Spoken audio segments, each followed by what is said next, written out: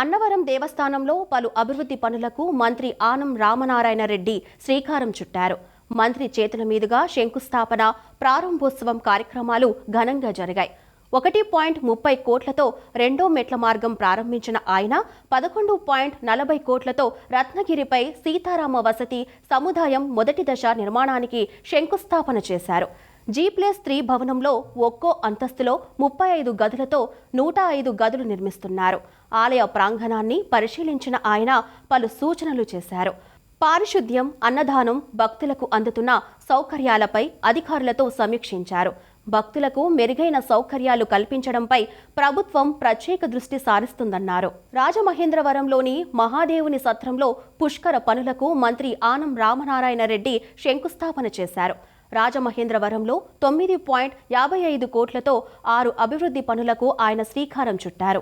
ఈ సందర్భంగా ఆయన మాట్లాడుతూ 2027 జూన్ 26 నుంచి గోదావరి మహాపుష్కరాలు ప్రారంభమవుతాయని చెప్పారు. పుష్కరాల కోసం ఇప్పటికే 3 సమావేశాలు నిర్వహించామని అన్నారు. గోదావరి పరివాహక ప్రాంతానికి చెందిన 12 మంది మంత్రులతో సబ్ కమిటీ ఏర్పాటు చేశామని తెలిపారు.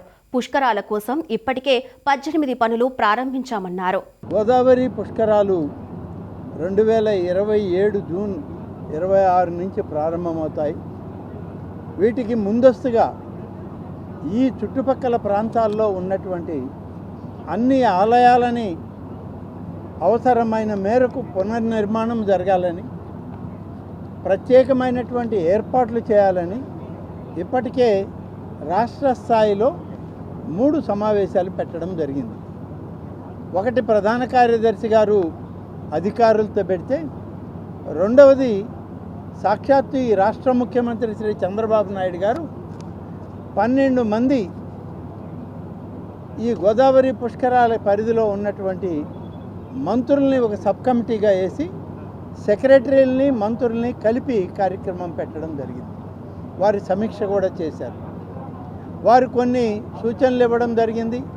అనేక విషయాలని వారు ప్రస్తావన చేయడం జరిగింది.